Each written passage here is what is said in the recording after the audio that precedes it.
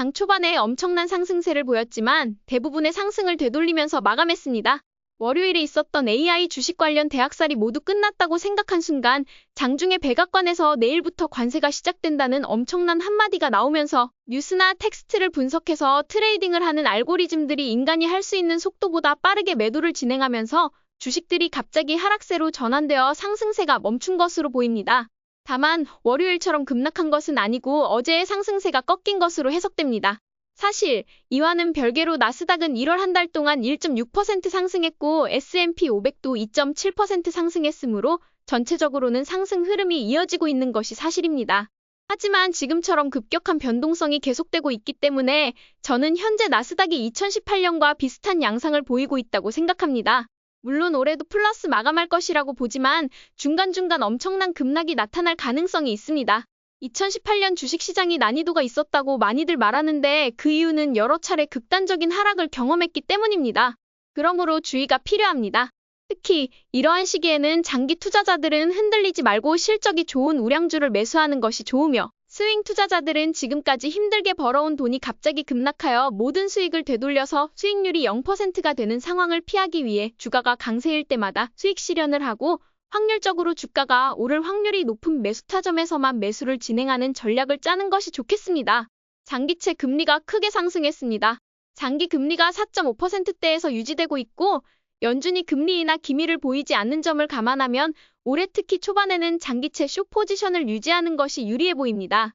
S&P 500 지수는 오늘은 마이너스 0.5% 하락했지만 단기 이동평균선 위에서 마무리되었으며 6천이라는 심리적 저항선을 지지하면서 이번 달에는 2.7% 상승한 채로 마감했습니다.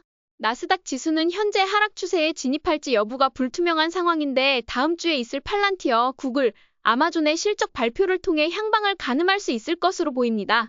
어제는 동일 비중의 S&P 500 지수가 다소 상승하여 자금 유입에 대한 기대를 모으긴 했으나 여전히 박스권 내에서 움직이며 끊임없는 섹터 로테이션과 시장 변동성이 지속되고 있는 것 같습니다.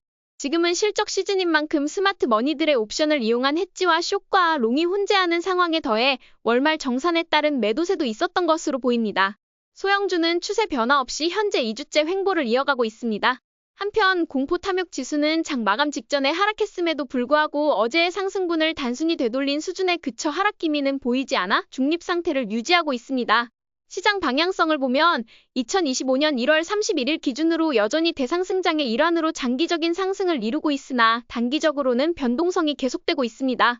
따라서 절대 한 섹터나 산업의 자금의 대부분을 몰빵하지 말고 다양한 종목에 분산 투자하는 것이 중요합니다.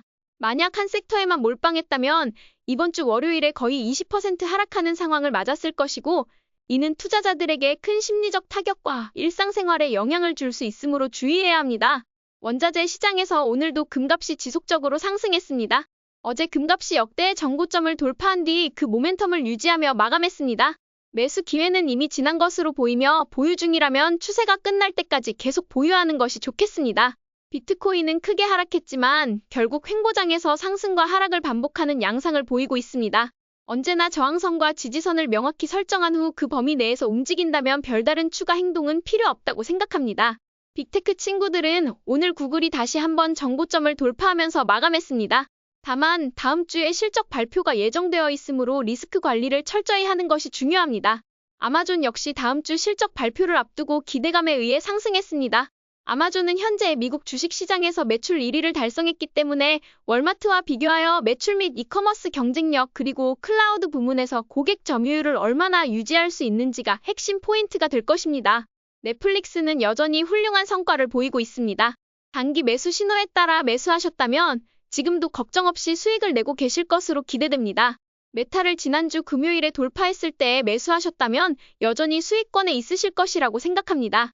이제는 추가 매수보다는 현재의 추세를 즐기며 추세가 반전될 때에만 손절 또는 수익 실현을 고려하는 것이 중요합니다.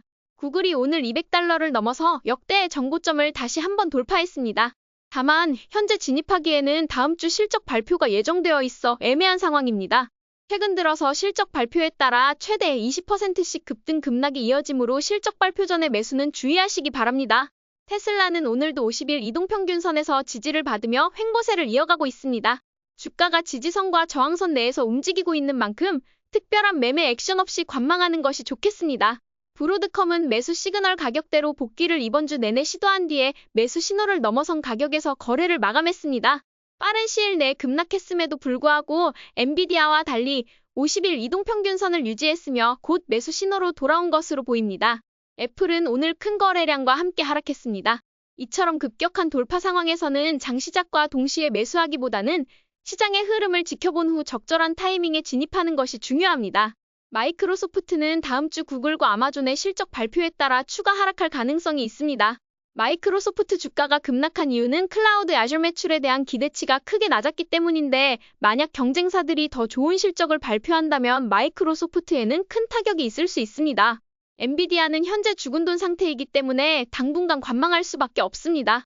이럴 때는 시간이 필요하므로 무리하게 행동하지 말고 기다리는 것이 최선입니다.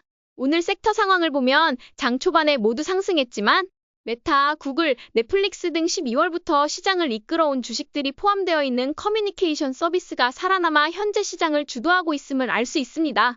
이쯤에서 우리가 주목해야 할 점은 월요일 AI 주식 대학살 이후 과연 어떤 주식들이 이번 주에 살아남았나 하는 점입니다. 앞서 살펴본 바와 같이 브로드컴은 매수 신호 가격대로 다시 복귀했으며 월요일 급락 시에도 주간을 마감할 때 다시 되돌림을 이뤘다는 점이 중요합니다. AI 에너지 친구들도 돌아왔습니다. 물론 모두 이전 최고점을 회복하지는 못했지만 매수 신호가 있었던 가격대로 돌아왔다는 점은 월요일에 마이너스 20%까지 내려갔던 수익률이 0%에서 1% 정도로 전환되었음을 시사합니다. 반면 엔비디아, 아스테라 랩스와 AI 건설주들은 여전히 급락 상태에서 머물고 있습니다. 다음 주 실적 발표가 예정된 팔란티어의 경우 오늘 돌파를 했다면 기대감이 더 반영되어 좋았겠지만 정고점 돌파는 이루어지지 않았습니다. 많은 분들이 11월 대선 초기에 매수를 하셨을 것으로 보이며 여전히 100% 이상 수익 구간에 있다고 생각하기 때문에 실적에 대한 리스크는 거의 없다고 생각합니다. 아프아시는 오늘 돌파를 했습니다. 다만 이번 돌파는 좋은 돌파라고 보기 어렵습니다. 시가를 높게 잡은 뒤 계속 하락하면서 돌파했기 때문입니다. 월요일에 이 돌파가 유지될지는 계속 지켜봐야 하겠습니다. 오늘의 결론은 2025년의 장세가 쉽지 않을 것 같다는 점입니다.